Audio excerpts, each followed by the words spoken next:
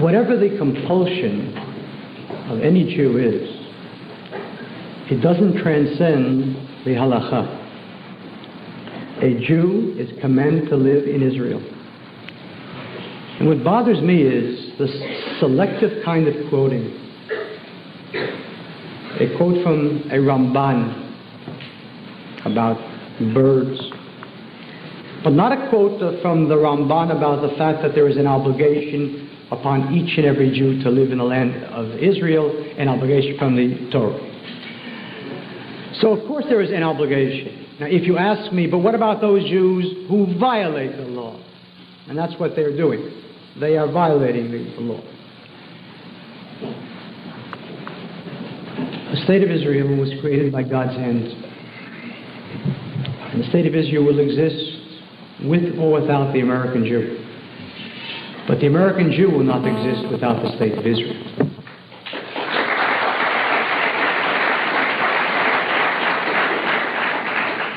There's only one reason for rabbis and teachers to stay in the exile, and that is because unfortunately so many Jews are here. But it's the obligation of that rabbi to educate those Jews, make them Jewish, and among the things that he should do in making them Jewish is teach them that it's their obligation to go up to live in Israel. And every Jewish rabbi and every Jewish teacher who stays in the exile should set for himself or for herself a limit, 3 years, 5 years, and then go. Because no one can ever teach someone to do something unless he or she does it too. The state of Israel did not come into being because of Harry Truman. The state of Israel came into being because of God's will and 6,000 Jews who died in a war for its independence. The state of Israel doesn't depend upon Ronald Reagan. Nothing depends on Ronald Reagan.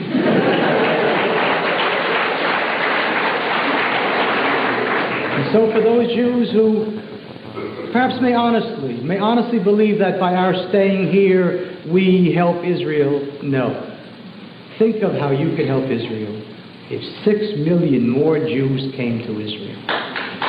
Think of what a country that would be. And if you're worried about money, if all the 6 million Jews came with all their money, wow, how much money. The UJA couldn't raise that in 2,000 years. And if they came with all their science and knowledge and brain power, my God, what a country we could have. So, if you want to help Israel, go there and live there. And have many, many babies. There. I would only hope that someone would ask a question. What is this hang-up about being Jewish if God really didn't? Rabbi Axelrad, you took 5 minutes not to answer that original question.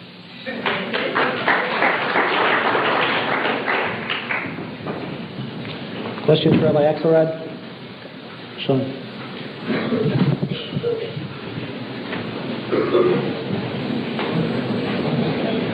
The question is about descent and is addressed to both rabbis.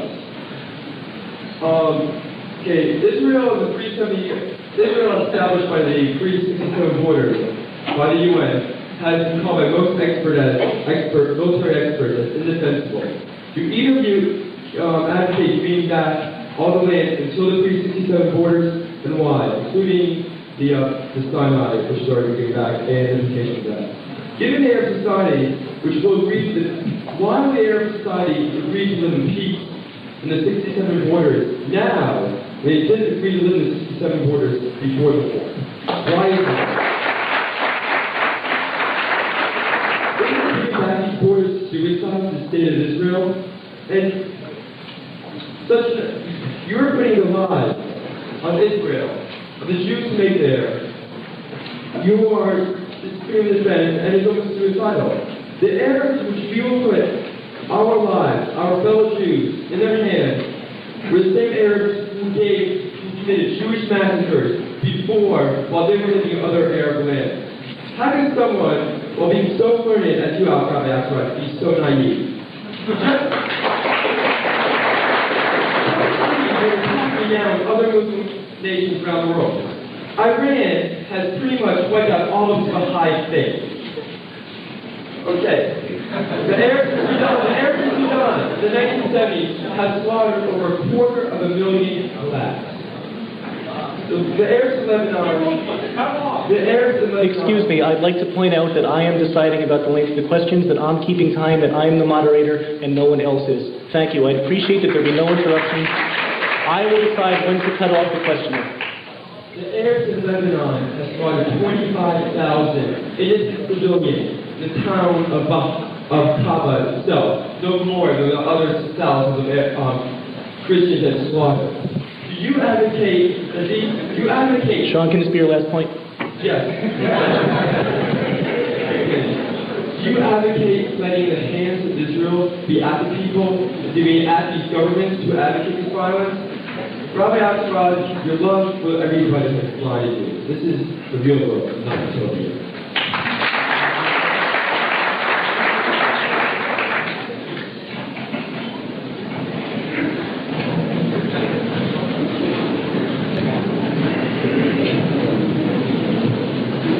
Sean, I think there were too many points there for me to remember them all, but let's give it a shot.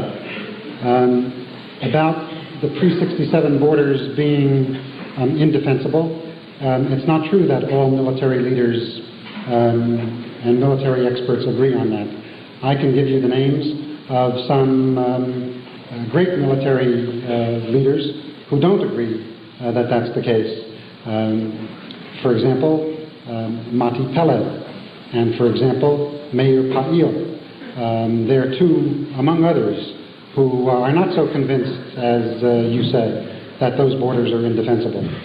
Moreover, I'm not arguing that Israel relinquish the conquered territories of the West Bank unilaterally or fast. Only for the moment I'm advocating that Israel make proclamations and state its intentions very publicly to the Arab states and especially to the Palestinian people, that within the context of peace, we are prepared to relinquish the lands.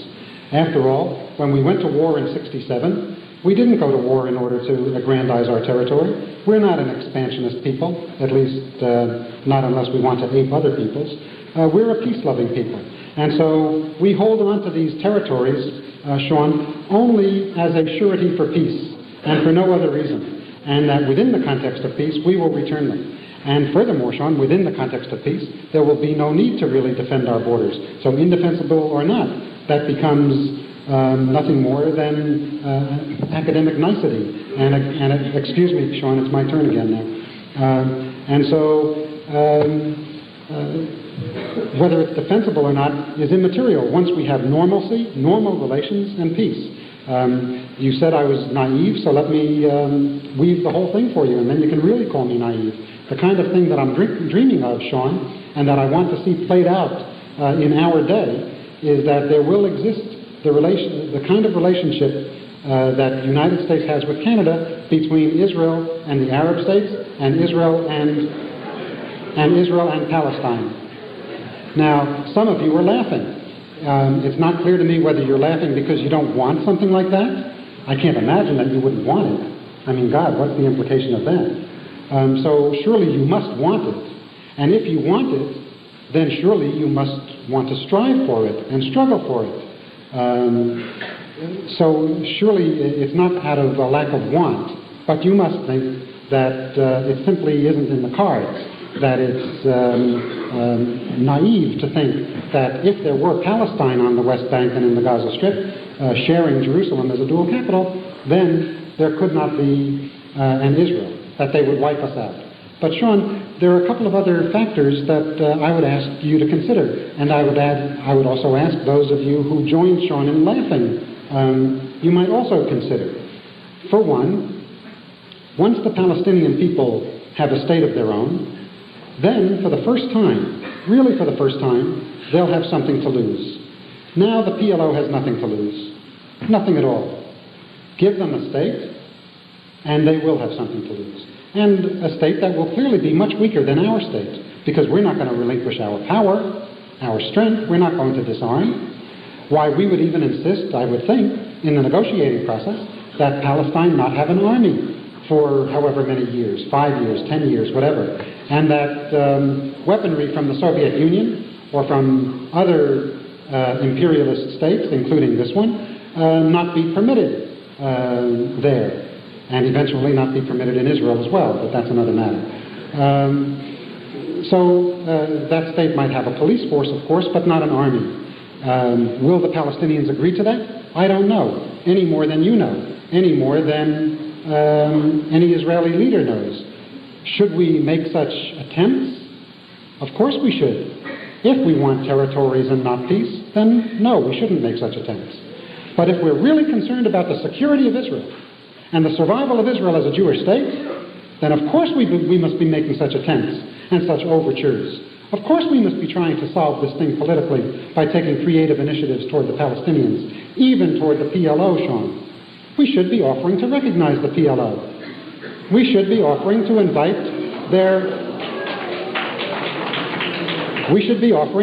their leaders to Jerusalem to address the Knesset. Not unilaterally, but with the precondition that they renounce terror and recognize us as a Jewish state. But there's also more, Sean, that's going on here.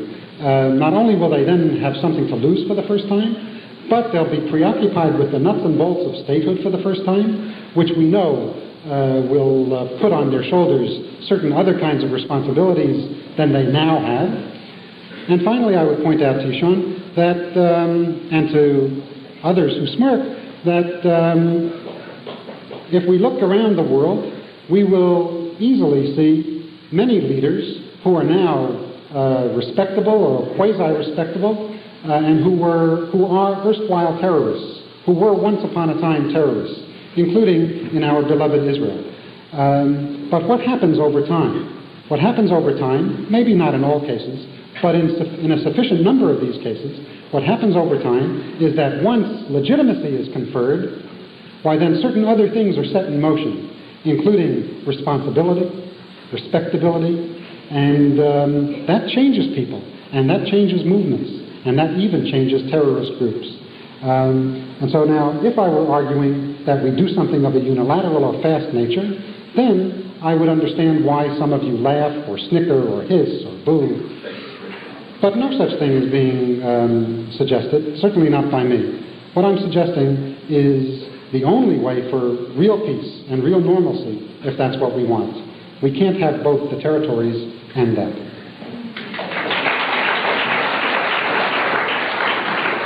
I'm going to turn the same question over to Rabbi Kahane.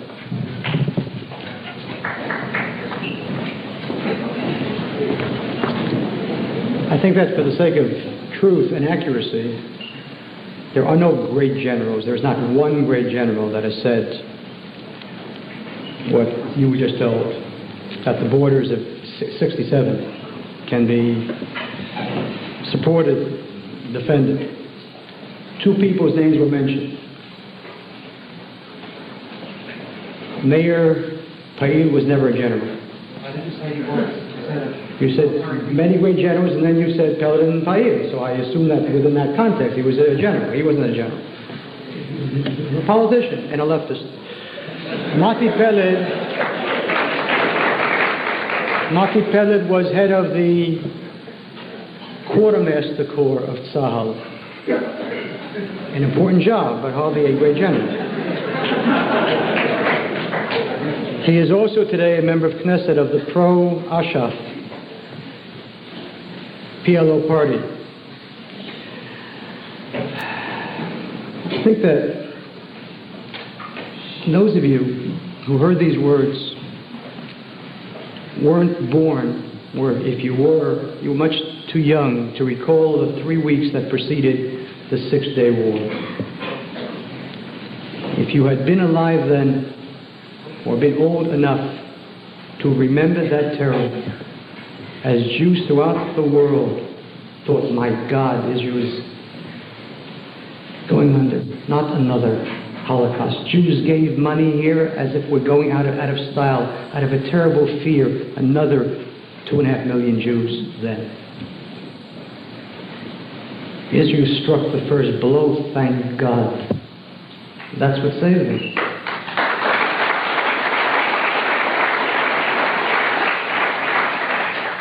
Stand on a mountaintop in Samaria and you can see the lights of the cities of Israel on the coast. You want to go back to that? They may, if we make this offer to them, they've gotten clever. They may agree, and we'll have given them land for a piece of paper. How many people who win 5 wars give up land?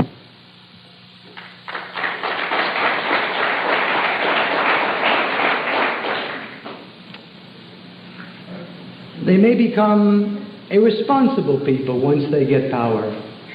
That's what they said about Hitler. That's what they said about Hitler. Of course, now he's raving and he's talking. Give him power and he'll become a responsible person. And Germany, too, was bound by a treaty that they could not have an army. He tore it up, and the world did nothing. What will the Israelis do if there is a Palestinian state which invites Russian troops in?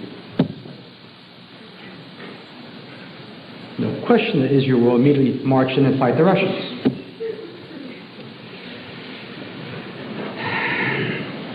I find it an incredible thing.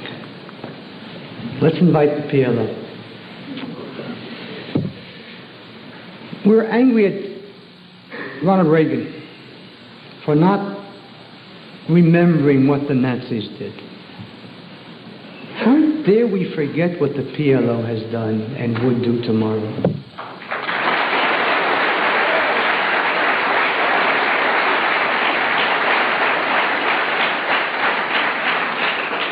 I want peace at least as much as Rabbi Axelrad does, because I don't live in Massachusetts.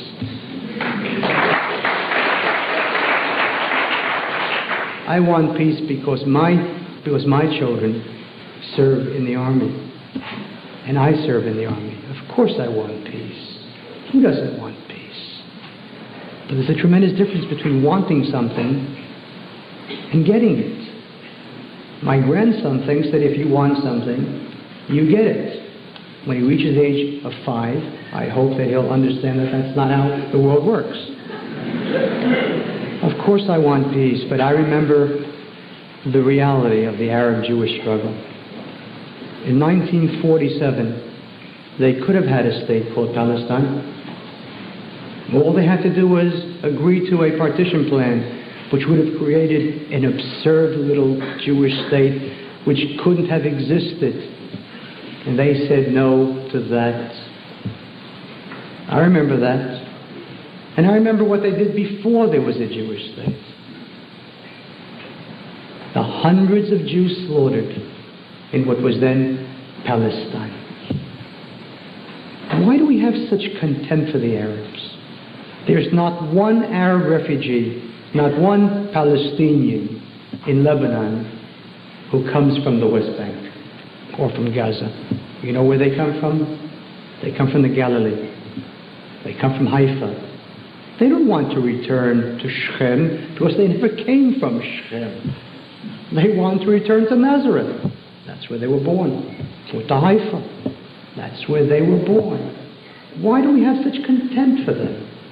I respect the as a temporary step. And then you know what they'll demand? The implementation of all the UN plans. The UN resolved in 1947 to establish a state within certain borders. The PLO will demand, after they have their state within the 67 borders, that Israel conform to the resolution of 1947 and return Jaffa, or at least allow all the refugees to go back. And you know who will be the first of the Jewish moralists to get up and say, Yosef, it's only right, it's only right. You know who will be among the first. Because it's only right to let them. go back, because after all, it's not right to let them stay in camps when they came from Jaffa, and Ram, and Lut, and Ashkelon, and Beersheba. No, not 1 inch, not 1 inch back to them.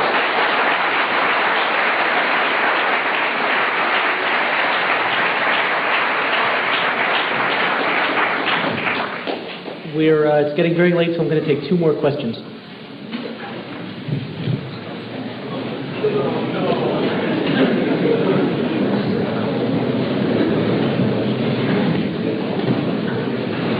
The issue that I'd like to address is separatism. When babies are born, they're born as human beings. And the way that people in different societies impose their impressions upon these human beings that are born is the way that different countries create their societies, and people who are Jewish create the different sects within the Judaism, and the people who are in different countries create and pass on traditions of the world. Now, what is the purpose of separating people in this sense? What is the purpose of creating differences like this? You may say that it's tradition, you want to pass on your children look like you want to bring it on. But if it brings on violence, if it brings on making you want to separate yourself from other people because you feel afraid of them, when you're away from other people, those people can't see the way you are. And when you're away from other people, the other people create a bias about you because they do not see the way you are. If the Jewish people are all in Israel, how can people who are not Jewish see what Jewish people are? They're seeing people as there are Jewish people. There are people, just the way that you see it in your mind, there tends to be fabrication built up. When you see people in different countries, how do you imagine people in Africa to be? How do you imagine their cultures to be in that society? Have you ever been there? Have you ever grown up? Can I ask you to please wrap up and specify who you would like to answer your question? This is not just asking questions to you, but it's asking questions to everybody. To your purpose in really wanting to find out the discrepancies in Jewish law. I mean, how does that affect the world? I will give you 10 more seconds to talk. Okay. How does this conversation affect how the rest of the world is going to respond to this? How are you as a person going to inflict your perception upon the rest of the world? It's the power, and that seems to be the way it ends up as being, and that's what I'd like to say.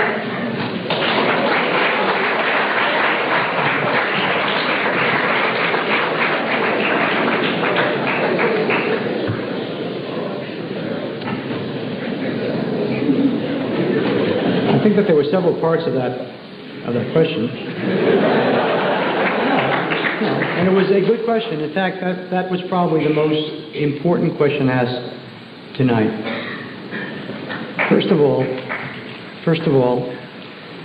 part of the question seemed to imply that if all the Jews are in Israel, then of course then Jews won't get to know other Gentiles, and there'll be hatred and so on and so forth.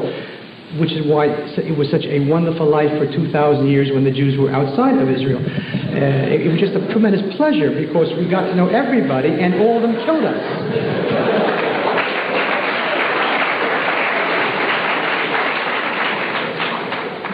If ever there was a society in which Jews did what you seem to want, it was Germany. The German Jew lived for one thing only, to be as good a German as there ever was. And because he intermingled and intermarried and assimilated, and there was a Jewish foreign minister, Rathenau, in 1922, and because the justice minister was a Jew, it was just, and that's why Hitler never arose. The tragedy of a Jewish people that learns nothing from history and forgets nothing. You have this tremendous hang-up. How will they love us? I'm sick and tired of Jews who run around wanting love. I don't want love, I want respect.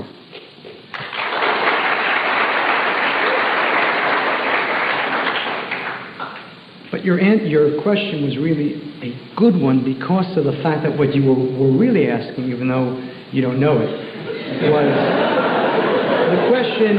was the question, why be Jewish at all? Because by being a Jew, you do make a difference between you and other people. And that's the question I was... Let someone ask that question, because Rabbi Axelrad, in all the time, refused to answer that question. If indeed there is the great ethical need and goal and drive and imperative is to be a human being, then indeed let us be human beings, and you're 1,000% right. Let's stop this nonsensical Jewishness and go out into the world and stop Brandeis. Let's be human beings. It's a good question. I hope that Rabbi Axelrad will answer it. Let me answer your question my way. There's a God, He has the truth, and He gave it to us. Now that doesn't make us racists. A racist is someone who says, I'm better than you and you can never be as good as I. That's blacks, whites saying that about blacks, blacks saying that about whites. We Jews say, yes, we have the truth, and we are a chosen people. But any non-Jew who wants to, it's open. Take it and become Jewish. And you can be as good as I am. Torah is truth. And the way to achieve a status of being holy and lofty is through Torah. And that's why the Jew has to be separate, has to be different. And if there's no Torah, then you're right. Then you're right. I can understand you, and I can understand me. And both of us will have great, great trouble understanding Rabbi Axelrad.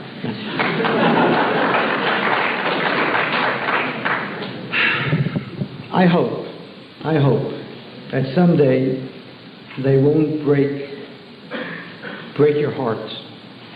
And I say they, the non-Jews.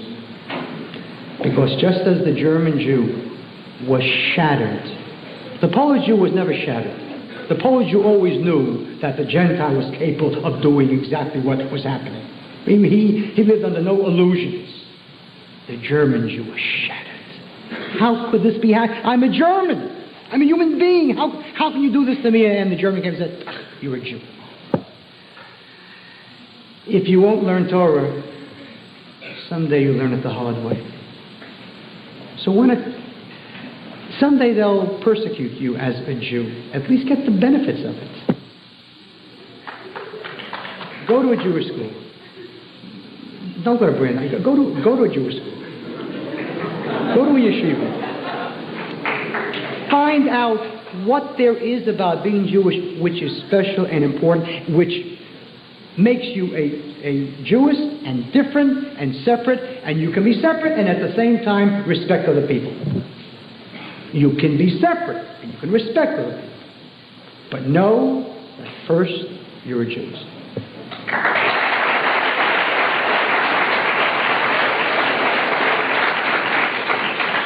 Before I turn that same question over to Rabbi Axelrad, I would like to say that I'm informed that we do in fact have the room for a little bit more time, so if people are game, we can go a little bit longer. Rabbi Axelrad.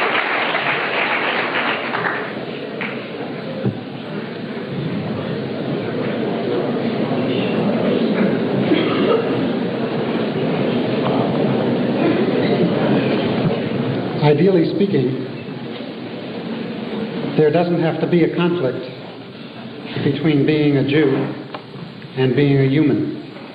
And when Samson Raphael Hirsch told us, be a Yisrael Mensch, that's what Samson Raphael Hirsch was telling us.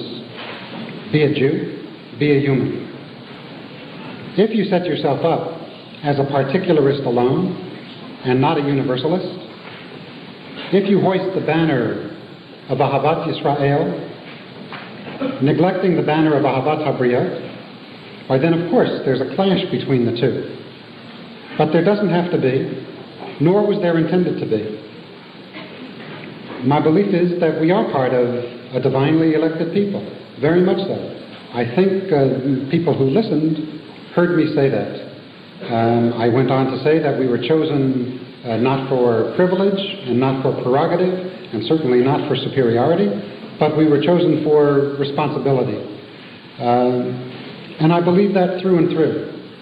Not in some of the ways that were misrepresented by my colleague tonight, but in principle and in theory, I believe through and through that we are part of the people chosen, divinely elected, to represent in the world the will of God, to pursue in the world what God wants to see unfold in history. And we are God's partners. Seems to me I said that. And we are God's witnesses. Seems to me I said that, even in the original. And so my colleague may find it difficult to conclude what I believe on this score. For me, it's quite plain, and I trust for those of you who listened, it's also not terribly obscure or difficult. We are born into our people. We are born into the chosen people. It is a people that admits others, but doesn't go looking for them. And at the same time, however, it is a people that is here to pursue God's will for the world. God's will has to do with the justice and the unfolding of a plan of peace for the world. And that is our obligation. So as far as I'm concerned, though of course there have been countries in which we have been persecuted, and of course there have been non-Jewish societies and governments that have detested us and persecuted us and oppressed us and murdered us. Yes, that's happened. But that hasn't happened through all of history. The blood and tears approach that my colleague dwells on, that's not the leitmotif of all of our history. There have also been societies and countries where we've been welcomed and where we've flourished and where we've prospered and where we've contributed greatly to society and to culture as we have to world culture. And so I ask you not to go around as paranoids. That's uncalled for. Vigilant? Yes. Paranoid? No. And I would ask you to contribute to the society in which you live. So it's not clear to me what the great mystery is in terms of what I've stated and not stated. I'm proud, as I hope all of you are, to be Jews, equally proud to be created by God as part of the human family, and our goal is to bring those two into ever closer harmony, which we will do not by rattling sabers and clenching fists and being paranoid. Whoever wants to raise the fist, big isn't to hate, and copy those kinds of people all you want, but know that you're not being very Jewish in that enterprise. And if that's what you want, fine, do that.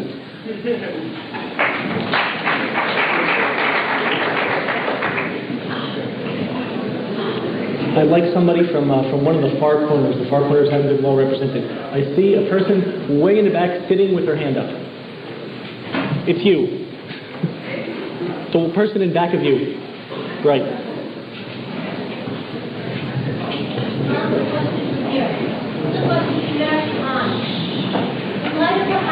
During the Nazi regime in Germany to the Jews, how do you justify keeping Arabs out of Israel? How do you justify turning anger that was presented against the Jews, taking and turning it against the Arabs? It seems to me that you're doing to the Arabs what Hitler did to the Jews. And in this place, how do you dare call yourself a good Jew?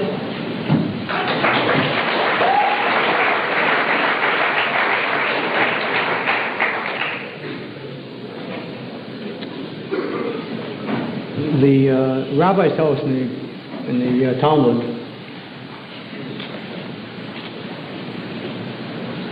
that if one has no knowledge, how can one know how to separate and distinguish and differentiate? How dare you compare what the Nazis did to the Jews with what I'm speaking about? Now let me tell you,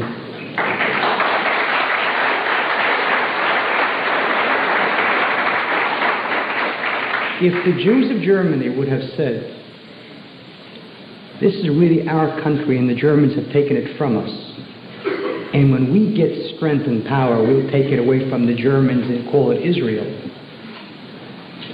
then there's any question. But the German Jew wanted nothing more than to be a very good German.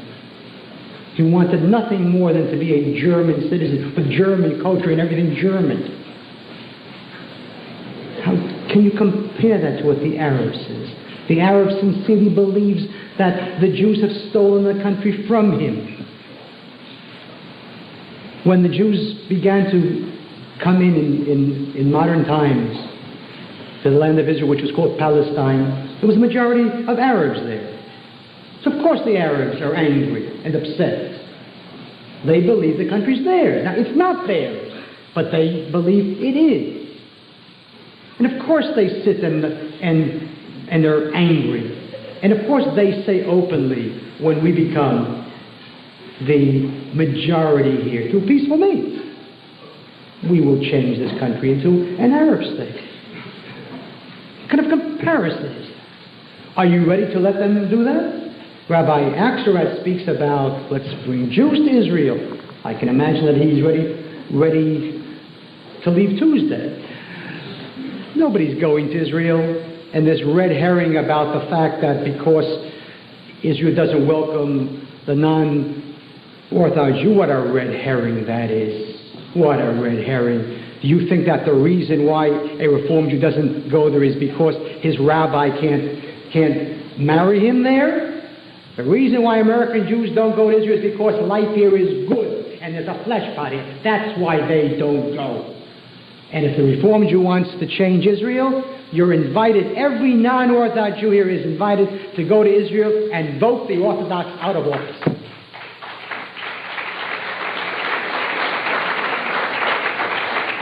So there is no Aliyah, Jews are not going there, and there is no birth rates, because the only ones that have babies are Orthodox Jews.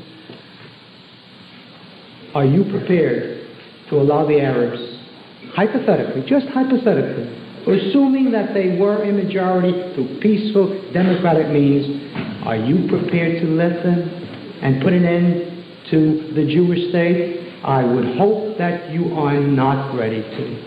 I would hope that you would say, I don't care. Nothing will put an end to my Jewish state, not Arab bullets and not Arab babies.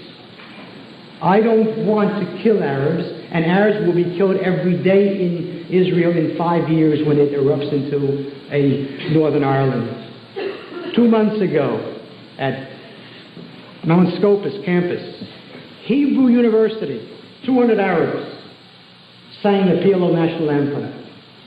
And part of it speaks of liberating the Galilee with blood and with spirit. They're not talking about the West Bank, they're talking about the Galilee. Is that what you want? I want my state, and I want an exchange of populations.